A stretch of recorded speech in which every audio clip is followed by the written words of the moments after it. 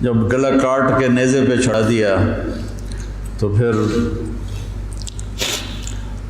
زنان خانے کو پکڑا گیا.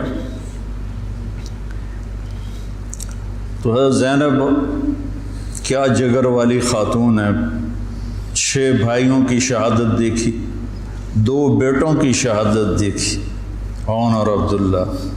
آپ عبداللہ بن جعفر کی زوجہ محترمہ تھی، ان سے 2 بیٹے تھے، عون اور عبداللہ. 2 بیٹوں کو شہید ہوتے دیکھا، 6 بھائیوں کو شہید ہوتے دیکھا، سارے خاندان کو ذبح ہوتے دیکھا.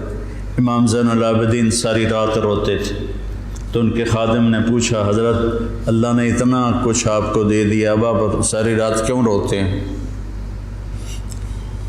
کہنے لگے میرے بھائی یعقوب علیہ السلام کا ایک بچہ گم ہوا تھا، یوسف، اور وہ بھی مل گیا تھا، تو اس کے لیے 40 سال وہ روتے روتے آنکھیں گنوا بیٹھے. میں نے تو اپنے سارے خاندان کو اپنے سامنے ذبح ہوتے دیکھا، خاندان بھی خاندان نبوت. تو جب سر کاٹ کے نیزوں پہ چڑھ گئے اور زینب اور ان کو لے جانے کے، تو آپ نے پیچھے مڑ کے دیکھا تو لاشیں پڑے ہوئے تھے، سر نیزوں پہ چڑھے ہوئے تھے. چھوٹا سا معصوم عبداللہ کا سر بھی نیزے پہ چڑھا ہوا تھا. تو انہوں نے کہا وا محمد وا محمد صلی علیک الالہ و ملک السماء.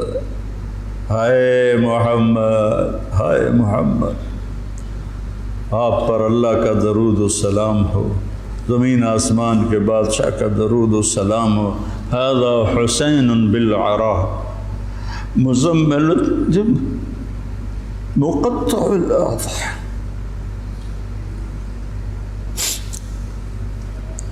اے محمد، اے محمد، یہ حسین پڑا ہوا ہے اس کا لاشا، بے گور و کفن.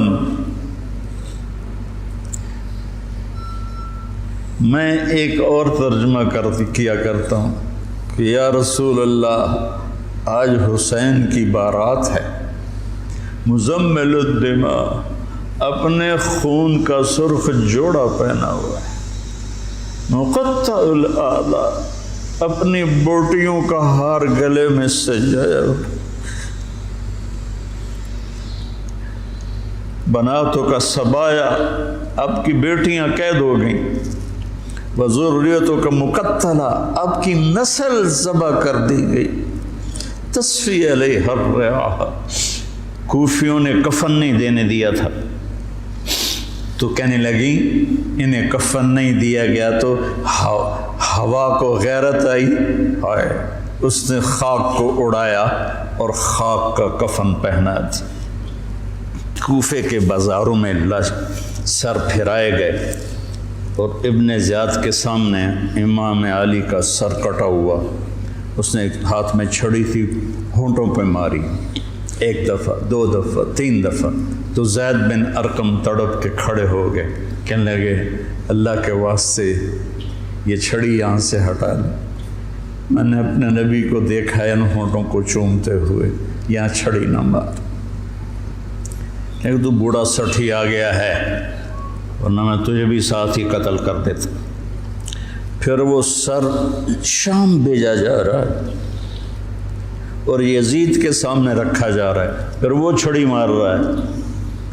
ابو برزہ اسلمی کھڑے ہو کر کہتے ہیں چھڑی نہ مارو ان ہونٹوں کو، میں نے نبی ہونٹوں کے ساتھ لگتے ہوئے دیکھا. یہ تو حال کیا ہے اہل بیت کے ساتھ.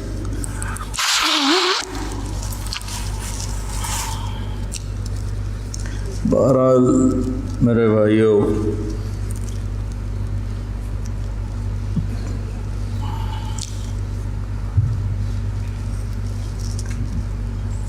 اہل بیت،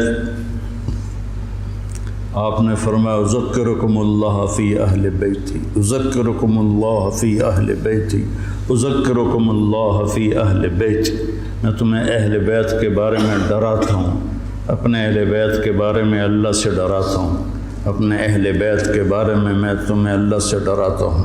غدیر خم پر آپ نے یہ خطبہ دیا. برادہ اسلمی آیا اور حضرت علی کی شکایت کرنے لگے تو آپ نے منہ پھیر لی. پھر شکایت کی تو آپ نے کہا برادہ کیا تجھے یہ پسند ہے کہ جس سے میں پیار کروں تو بھی اس سے پیار کرے؟ کہا جی بالکل. تو کہا پھر میں علی سے پیار کرتا ہوں.